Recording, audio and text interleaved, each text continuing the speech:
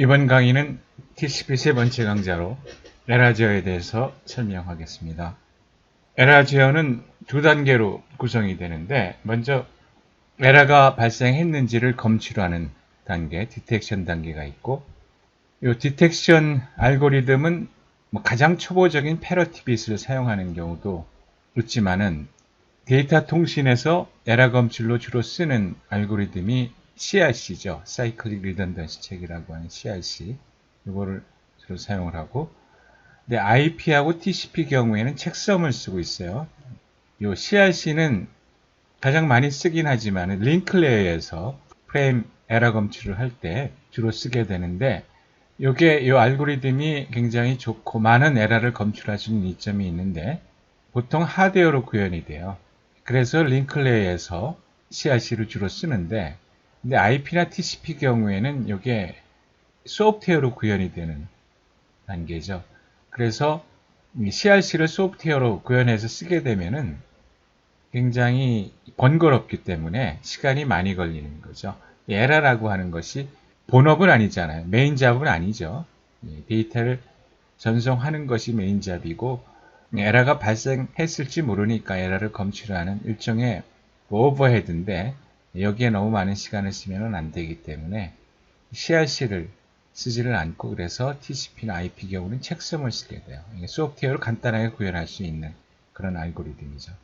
그럼 에러 검출은 아이디어가 어떻게 되느냐 하면은, 이게 실제 전송을 하는 데이터가 여기에 들어가 있죠. 그러면은 이 데이터를 전송하는데 여기에 혹시 이제 에러가 발생했을지 모르니까 또 이 데이터 값을 가지고 에러를 검출할 수 있는 코드를 만들어요. CRC 경우에는 CRC로 계산한 CRC 코드, 그것이 에러 검출 코드로 사용되는 거죠.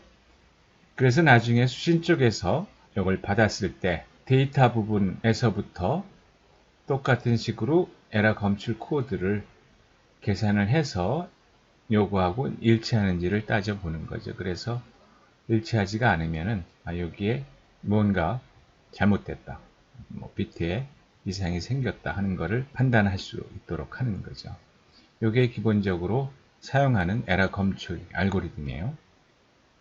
체크섬도 마찬가지. 체크섬도 CRC 에러 검출 코드하고 마찬가지로 체크섬에 의해서 계산되는 에러 검출 코드를 에러 디텍션 하는데 사용을 하고 있는 거죠. 그럼 에러가 발견이 되면은 어떻게 하느냐? 당연히 정정을 해야 되겠죠. 물론 두 가지예요. 에러를 무시하는 거죠. 에러가 생기면 그냥 폐기하는 방법, 한 가지 방법이 될 수가 있죠. 그러니까 무시하고, 에러가 생겼으니까 더 이상 전송할 필요가 없으니까 그냥 폐기를 하는 그런 것도 한 방법이 있겠고, 근데 우리가 에러를 제어한다 그러면은 수정을 해야 되겠죠. 수정. 잘못된 거를 고쳐야 되겠죠. 그래서 잘못되는 걸 고치는 방법 중에서 한 가지가 forward error correction. 우리말로는 전진 에러 수정 혹은 순방향 오류 정정 이렇게 번역해서 쓰는 모양이에요. 제가 정보통신 용어집에서 보면은 이렇게 나와 있는데, 통일된 용어가 있지 않는 경우가 많이 있는데, 어쨌든 이렇게도 쓰고 이렇게도 쓰고 하는 모양인데, 원어는 forward error correction이에요. 이거는 의미가 뭐냐면은 에러 검출 코드하고 마찬가지로 우리가 데이터를 보낼 때 뒤에다가 에러 정정 코드를 같이 붙여서 보내는 거죠. 그래서 이 에러 정정 코드를 가지고 어느 비트에 에러가 발생했는지 그 비트의 위치를 찾아내는 거죠. 이것이 forward error correction이에요. 그러면은 데이터를 받는 즉시 이 에러 정정 코드를 이용을 해가지고 에러를 정정할 수가 있는 거죠. 그럼 되게 좋은 방법이라고 생각될 수가 있는데, 근데 forward error correction은 무슨 문제가 있느냐면은 이 에러 검출 코드하고 다르게 에러 검출 코드는 굉장히 짧은 길이로 데이터 부분에 에러가 발생했는지 그거를 판단할 수가 있어요. 검출할 수가 있어요. 보통 16비트나 32비트 이런 정도 길이면은 충분히 거의 대부분의 에러를 검출할 수가 있죠. CRC 경우에.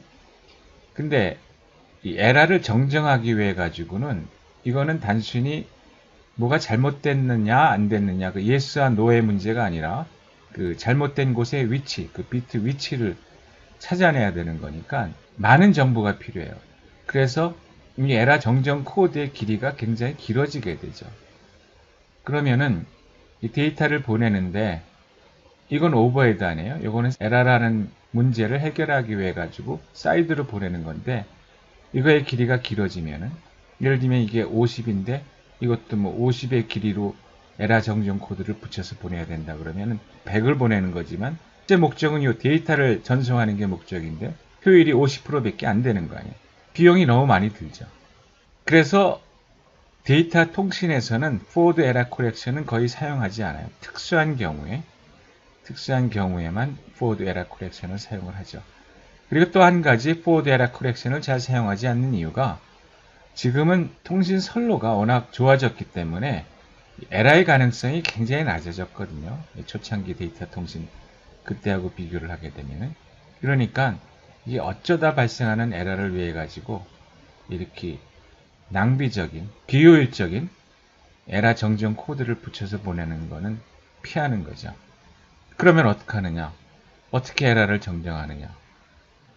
재전송을 하는 거죠. 재전송. 다시 보내게 하는 거예요. 에러를 검출해서 에러가 발생했다고 판단이 되면은 송신자로 하여금 다시 보내도록 만드는 거죠.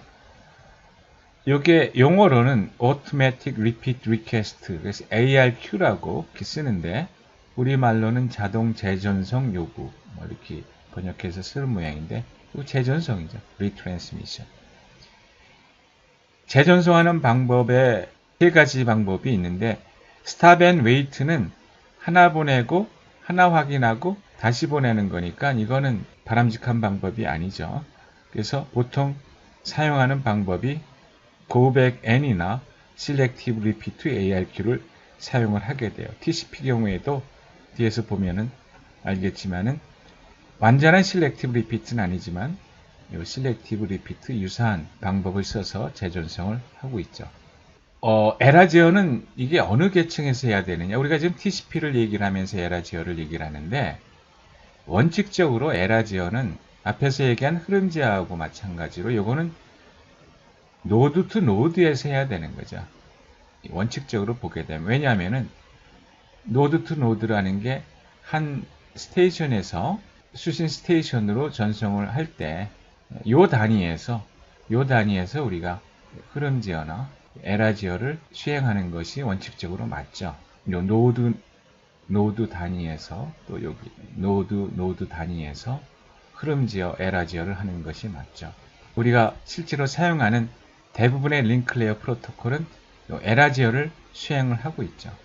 에라 제어를 기본 기능으로 갖고 있어요. 근데 처음에 얘기할 때 TCP의 목적은 어플리케이션 프로세스에 신뢰성 있는 서비스를 제공하는 수송 계층 프로토콜이라고 그랬죠. 그래서 링크 레이어에서 이러한 흐름 제어나 에라 제어를 하건 안 하건 상관없이 TCP는 자체적으로 흐름 제어와 마찬가지로 에라 제어를 수행을 하고 있죠. 그래서 TCP에서 수행하는 에라 제어는 엔드 투 엔드, 종단 간, 양 종단 간에서의 에라 제어가 되는 거죠. 일단 에라 검출은 앞에서 얘기한 대로 CRC를 사용하지 않고 책섬을 쓴다 그랬어요. 이 책섬은 굉장히 간단하게 수행할 수 있는 알고리즘이에요. 그래서 소프트웨어로 쉽게 만들어서 사용을 할 수가 있기 때문에 TCP나 IP에서 이 책섬을 써서 에라 검출을 하고 있죠. 책섬 계산을 하기 위해서 근데 TCP 경우에는 조금 예외적으로 수도 헤더, 그러니까 TCP 자체 세그먼트뿐만 아니라 이 수도 헤더를 같이 붙여가지고 책섬을 계산을 해요. 근데 이 수도 헤더는 지금 요건데 요게 지금 어디서부터 온 거냐면은 IP 패킷 헤드에서부터 온 거예요. 근데 IP 패킷 헤드의 모든 정보가 아니라 요 소스 IP 주소, 목적지 IP 주소, 그 다음에 여기 프로토콜 필드, 그 다음에 TCP 길이. 요 필드만 골라가지고 일종의 수도 헤더를 구성을 해서 요거를 IP 세그먼트하고 같이 붙여서 책섬을 계산을 하는 거죠. 에라 검출 코드를 계산을 하는 거죠.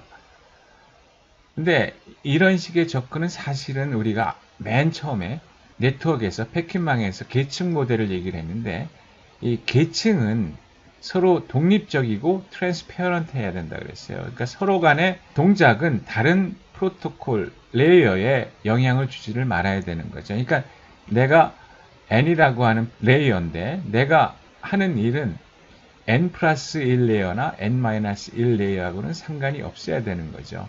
독자적으로, 독립적으로 프로토콜 계층의 기능이 수행돼야 되는데 지금 이 경우에는 TCP에서 동작을 하면서 TCP의 에러 검출을 하면서 이 IP 계층의 정보를 사용을 하고 있는 거죠. 그러니까는 원래 우리가 계층 모델에서 얘기했었던 그런 계층의 원칙을 사실은 위반하고 있는 거죠.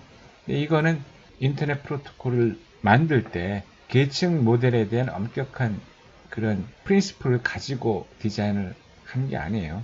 좀 실용적인, 프랙티컬한 관점에서 요 IP의 소스 주소, 목적지 주소 이거 굉장히 중요한 정보니까 IP 패킷 헤더에 있는 중요한 정보도 같이 TCP에서 에러 검출을 할 때 사용을 하겠다 하는 거죠. 그래서 지금 에러 검출을 하기 위해서 TCP가 조금 전에 얘기한 이 수도 헤더, 요거죠. 수도 헤더. 그 다음에 TCP 헤더, 그리고 TCP 데이터가 있겠죠. TCP 헤더, 그 다음에 지금 얘기하는 수도 헤더. 요거를 전부 같이 붙여가지고 책섬을 계산하는데, 책섬 계산은 간단해요. 요거를 2바이트씩 이렇게 쪼개죠. 그러니까 2바이트씩, 이게 지금 4바이트니까, 이렇게 나누겠죠. 그러면은, 요 비트 정보가 여기 오게 돼. 여기 데이터가 여기 오게 돼. 이게 세 번째로.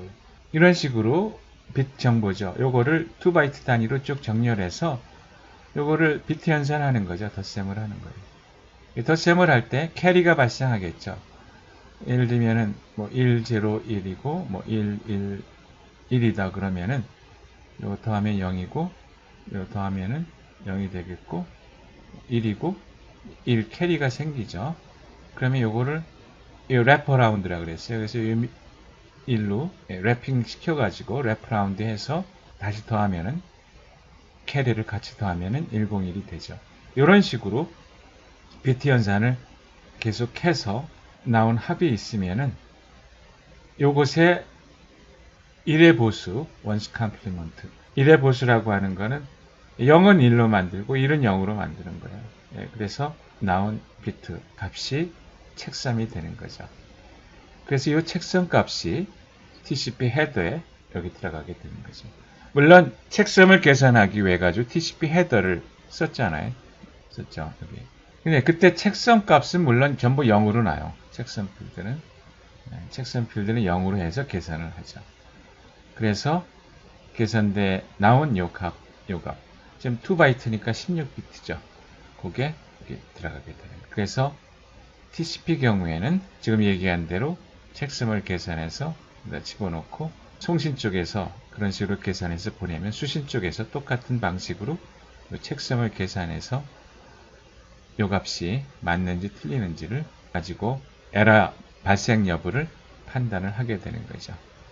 그 다음에 에러 검출은 TCP 경우에 책섬을 써서 한다고 얘기를 했고, 그러면은 에러가 검출됐을 경우에는 에러를 정정해야 되는데, 에러 정정 방법에 사용하는 방법이 고백N하고 Selective Repeat 두 가지 방법이 있다 그랬는데, 이 두 가지 방법을 먼저 살펴보면은, 조금 전에 얘기했다시피 원래 에러 제어는 링클레어에서 하는 거니까 링클레어에 프레임 전송하는 예를 가지고 설명을 하겠어요. 여기 지금 0, 1, 2, 3, 4, 5 이게 링클레어 프레임의 시퀀스 넘버예요. 그럼 지금 보면은 이 프레임을 0, 1, 2, 3, 4, 5, 6 계속 전송을 하는 거죠. 그래서 요 수신 쪽에서는 받은 대로 어크나리지먼트를 보내요. 근데 지금 요 경우에 송신 쪽에서 방법은 뭐가 됐든지 간에 네 번째 보낸 프레임이 에러다라는 것을 알게 됐어요. 어떤 프로토콜 경우에는 프레임을 받는 대로 에러 검출 코드를 계산을 해서 틀리면은 에러가 발생했구나 해서 직접 알려줄 수가 있어요. 여기 지금 넥 같은 프레임을 가지고 직접 요 4번 프레임이 에라다라는 걸 알려줄 수도 있고, 아니면은 묵시적으로 보내지 않고 타임아웃으로 해가지고 네 번째 프레임이 타임아웃 될 때까지 어크나리지먼트가 날라오지 않으면은 에러로 판단할 수도 있고, 그거는 실제 프로토콜에 따라서 달라질 수가 있는데, 어쨌든 이 시점에서 송신 쪽에서 이전에 보낸 4번 프레임에 에러가 발생했다. 자, 그러면 어떻게 하느냐? 지금 상황을 보면은 4번, 5번, 6번까지 보낸 상황이거든요. 그러니까 4번이 에러가 발생했으니까 4번을 다시 재전송하는 것은 당연하죠. 그러면 5번하고 6번은 어떻게 하느냐? 5번, 6번은 아무 이상이 없다고 볼 수가 있는데, 근데 이 고백인 경우에는 미련 없이 4번을 재전송할 경우에는 4번부터 그 이후에 전송한 것들은 깨끗이 재전송을 하는 거죠. 그래서 이름이 고백N이죠. 지금 이 경우에 4번으로 고백해서 그 다음부터는 에러가 있건 없건 간에 깨끗하게 다시 4번부터 재전송을 하는 그런 방법이 고백N ARQ, 고백N 재전송이 되는 거죠. 이 경우에는 7번을 보냈는데 이 타임아웃 될 때까지 7번에 대한 액이 날라오질 않은 거죠. 그러면은 7번부터 지금 7번 다음에 0, 1을 보냈는데 7번부터 그 뒤에 보낸 거를 다시 재전송을 하는 거죠. 7번부터. 에러가 발생한 이후의 프레임은 모두 전송을 하는 게 고백N이에요. 이에 비해서 Select Repeat ARQ 경우에는 지금 똑같은 상황이 발생을 했어요. 지금 요 순간에 이미 전송한 4번 프레임에 에러가 발생했다는 걸 알게 됐어요. 그러면 당연히 4번은 재전송을 하죠. 그러면 5번하고 6번은 어떻게 하느냐? 5번, 6번은 에러가 났다는 것을 발견하지 않았죠. 그러니까 5번, 6번은 그냥 이미 보냈으니까 그거는 보낸 대로 놔두고 7번, 0번, 1번, 2번 해서 보내는 거죠. 그러니까 에러가 발생한 프레임만 재전송을 하는 거죠.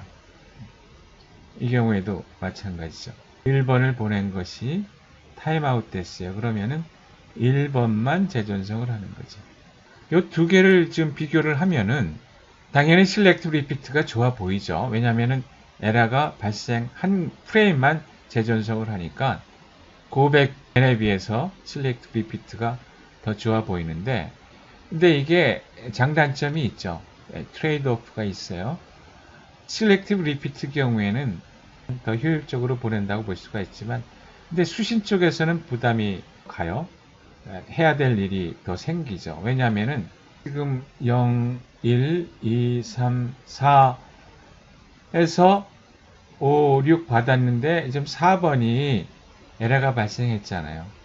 그러면은 5번, 6번은 이상이 없으니까 이게 4번만 재전송할 거란 말이에요.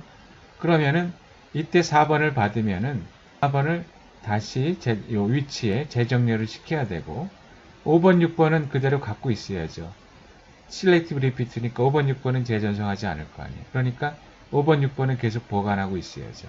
그러니까 0, 1, 2, 3에서 4번은 빵꾸가 났고 5번, 6번 요걸 그대로 보관하고 있어야지만 나중에 4번이 언젠가 왔을 때 여기다 4번에서 5번, 6번 처리를 할 수가 있는 거죠. 수신 쪽에 부담이 가는데 고백N을 놓고 보게 되면 수신이 아주 편해요. 0, 1, 2, 3, 4 이렇게 받았는데 4번에 에러가 발생하면은 그 뒤로는 다 그냥 무시를 하는 거죠. 어차피 4번을 보내야 되니까 그 다음에 고백N이니까 4번부터 뒤에 오는 것들은 다시 재전송할 테니까 어떤 프레임에 에러가 발생하면 그 뒤로 오는 것들은 다 그냥 버려버리면 되죠. 그래서 수신 쪽이 처리하기가 편하죠. 그러면은 보통 고백N하고 Select Repeat 중에서 어떤 걸 선호하느냐? 보통 고백N을 선호하죠. 자, 앞에서 우리가 바로 이전 시간에 TCP 흐름 제어를 얘기를 했죠. 그때 얘기한 걸 다시 한번 좀 더 명료하게 얘기를 하면은 지금 이 상황에서 3개가 버퍼가 가득 차 있으니까 보통 경우에는 액을 보내지를 못해요. 왜냐하면 아직 받아서 처리를 못했기 때문에 송신 쪽에 어크나리지먼트를 할 입장이 안 되죠. 왜냐하면 받을 준비가 안 됐으니까.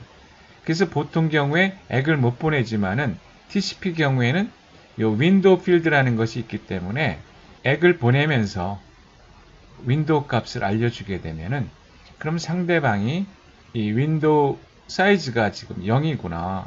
상대방이 지금 버퍼에 공간이 없구나. 그래서 더 이상 전송을 하지 않고 기다리게 되는 거죠. 그래서 윈도우 2 하게 되면은 이제 버퍼에 2개의 공간이 생겼으니까 2개를 더 전송을 하게 되는. 이게 지난 시간에 얘기한 TCP 흐름 제어였어요. 이게 TCP에서 세그먼트를 주고받는 기본 동작이에요. 이런 세그먼트는 이런 식으로 주고받아요. 그러니까 기본적으로 흐름 제어를 하면서 세그먼트를 보내고 받고 하게 되죠.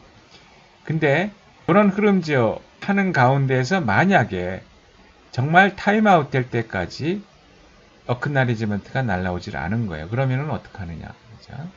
이 경우를 보면은, 이 경우는 진짜 TCP 시퀀스 넘버를 사용을 했어요.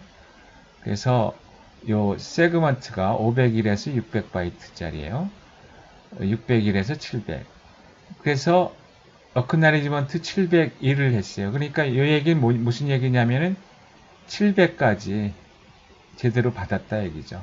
까지 오케이라는 얘기죠. 그래서 701에서 800, 801에서 900을 보냈어요. 근데 지금 이 순간에 어크나리지먼트가 여전히 701이에요. 이 얘기는 무슨 얘기냐면은 요 두 개의 프레임에 대해서는 받지를 못했다는 얘기죠, 아직. 근데 이제 요 순간에 타임아웃이 일어나면은 요 세그먼트를 보낸 시간이 경과가 됐죠. 그러니까 보통 왕복 시간하고 플러스 해가지고 시간을 잡죠. 요 세그먼트를 보내고 충분한 시간이 지났는데 타임아웃 될 때까지 계속 이 액크날리지먼트는 여기까지의 액크날리지먼트고 지금 요것에 대한 액크날리지먼트가 아니죠. 그러니까 요 세그먼트에 대한 액크날리지먼트가 타임아웃 될 때까지 적을 하지 않은 거죠. 그러면 이때 재전송을 한다 그랬죠. 기본적인 TCP 프로토콜의 동작이 이 경우에 재전송을 해요. 그래서 요 세그먼트를 다시 재전송을 하게 되는 거죠. 그래서 요거를 제대로 받으면은 그때 요 어크나리지먼트 901을 해요. 901은 900까지 제대로 받았다는 얘기 아니에요? 그러니까는 요 두 개를 제대로 받았다는 얘기죠. 그러면은 요 다음에는 901번 세그먼트를 전송을 하겠죠.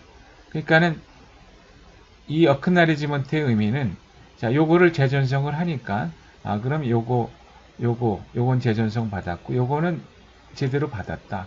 그러니까 요 다음 거를 보내라 하는 얘기가 되죠. 그러니까 앞에서 얘기하는 셀렉티브 리피트하고 유사한 그런 방법을 쓰고 있는 거죠. 네.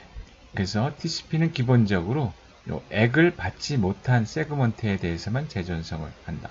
그런 의미에서 셀렉티브 리피트와 유사한 재전송을 하고 있다. 근데 이런 경우도 생길 수가 있어요. 지금 요 두 개 세그먼트를 보냈어요. 그럼 요 액 301을 보냈다는 얘기는 300까지 오케이죠. 그래서 301, 400, 401, 500을 보냈는데 계속 301이 날라오는 거예요. 근데 이게 하나도 아니고 여기서 지금 하나, 둘, 셋, 넷 해서 이 300이 또 동일한 어크나리지먼트를 갖고 있는 세그먼트가 3개 이상 날라와요. 그러면은 어떤 식으로 짐작을 해야 되겠어요? 이게 300까지는 갔는데 요 301, 400 요 세그먼트가 제대로 도착을 하지를 못했구나. 그러니까 이게 계속 날라오는 거 아니에요? 계속 날라오는 거.